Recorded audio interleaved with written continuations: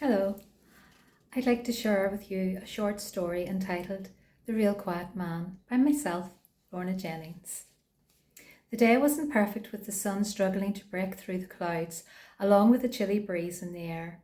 Still, nothing could dampen my mood, as in my mind I could hear the music of the Isle of Innisfree from the old movie The Quiet Man, while admiring from afar County Mayo's Jewel in the Crown, the impressive Ashford Castle. It's a movie and a place I will cherish always, and I'll explain. A wave of emotion overcame me as I wandered around a small part of this vast estate. I felt exposed under the gaze of every window, but unlike other visitors, I believed my connection justified my presence. Although the estate was impressive and bordered Loch Corrib, my connection was personal. My father was born there, not upstairs among the Guinness heirs, but downstairs with the Armstrongs. My grandparents Joe and May Armstrong worked as land steward and cook after joining the household in 1917 when Arthur Guinness died and the ownership passed on to Edward, the Earl of Iveagh. My research indicated that the Earl frequently hosted elaborate gatherings at Ashford Castle and welcoming royalty and prominent individuals, an environment well suited to my grandfather's character.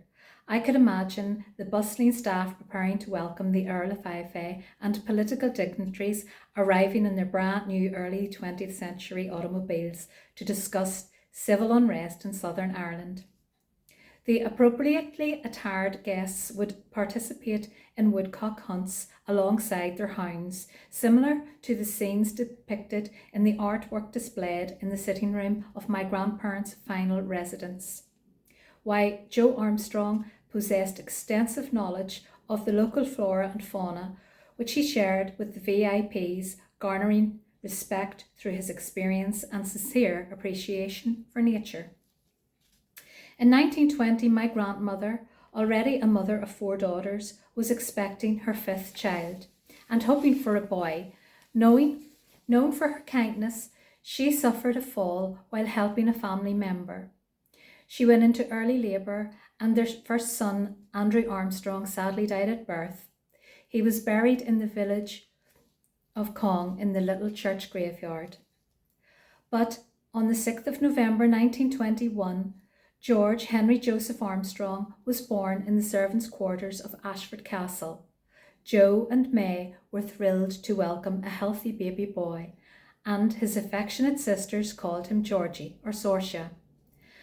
This time, Ireland was facing significant changes as the Irish Republican Army began targeting stately homes, as they had seemed to be symbols of historic oppression and British conquest. Their attacks were intended as powerful gestures against the legacy of British rule. Sir Edward Guinness was a conservative Protestant and member of the Irish Unionist Alliance. He was a staunch advocate for maintaining Ireland's union with England and strongly opposed Irish independence. He understood well that he and everyone living at Ashford Castle were in real danger due to the growing Republican movement. Despite these risks, the Earl of Iveagh was respected not only by his staff but also by many in the local community and beyond who benefited from his patriotic and charitable contributions. Because of this, there was never a shortage of both Catholics and Protestants alike willing to work for him. And demonstrating his philanthropic spirit, he established the Iveagh Trust buildings in 1890, donating substantial funds to provide dignified housing for low-income families so they could raise their children in decent homes. He also gave generous donations to medical research and education. His wealth was phenomenal and his high qualities valued. The Guinness family left Ashford Castle when the Civil War began. Pro-treaty troops took over the castle in April 1923, so Joe and May were forced to flee, and it was no coincidence that they found refuge in Dublin's Iveagh buildings, where Joe's sister Elizabeth also lived. This began the family's frequent relocations. As the only boy in the family, George felt immense pressure from his demanding father to act as the soldier, hunter, and repairman. Sometimes overwhelmed, he'd run away with what food he could find, though returning quickly when the weather was too harsh and facing punishment. His siblings' support comforted him, since they knew only too well the strict rules of the Armstrong household. George, a reserved young man with few close friendships due to his nomadic lifestyle and his father's high expectations, remained focused on his ambitions of marriage, family, and making a living through his love of carpentry. He preferred crafting wood rather than working on other people's land with his father, and his passion for woodworking was evident in the beautiful furniture he made. George found the greatest satisfaction in his clients' happiness, often accepting lower fees rather than negotiating hard, so his business sense did not match his talent as a carpenter.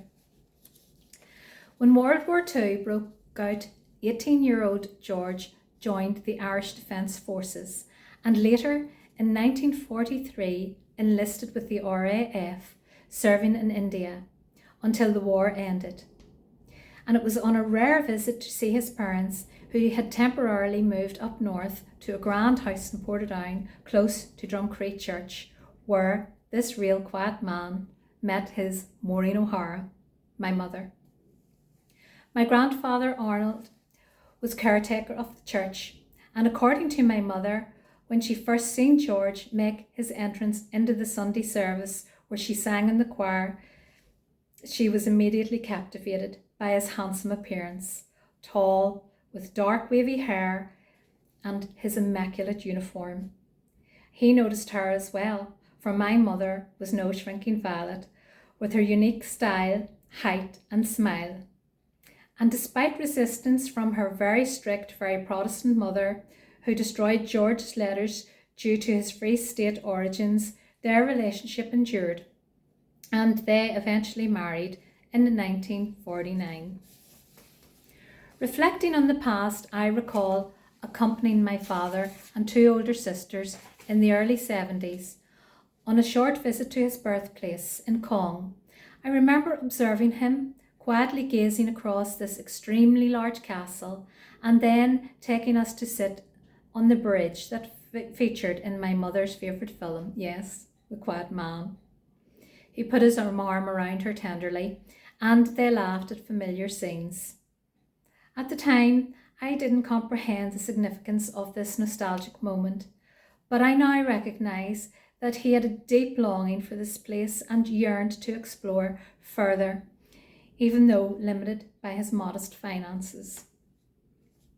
Despite facing many challenges, including raising 6 children with limited financial resources, their enduring love provided invaluable and resilient. Given they were both 44 years old when I was born, even as an adult, I sometimes experienced a sense of pleasant discomfort as my father often expressed his romantic interest in my mother, even after many years of marriage. The strength of their bond remained unmistakable and proved unsinkable. In conclusion, let's discover the moral behind this story. Throughout my research and writing, it wasn't until I recalled the day my mother visited the grand house near Drumcree, where my father resided at the time they met, that I fully appreciated the depth of their remarkable relationship. He had recently succumbed to cancer, leaving her deeply bereaved. And as she roamed the picturesque building overlooking the River Bann, she yearned to recapture those joyful moments of their loving relationship, though it was no longer possible. Within a year, my mother also passed away. I honestly believe this was due to the profound impact of loss and a broken heart. While I recognise the importance of money, I feel that genuine love and care hold even greater worth. For just as Maureen O'Hara's character won over the quiet man in the film, my mother was blessed. She too discovered her happy ending with her very own, the real quiet man. Thank you for listening, and I hope you enjoyed. Bye bye.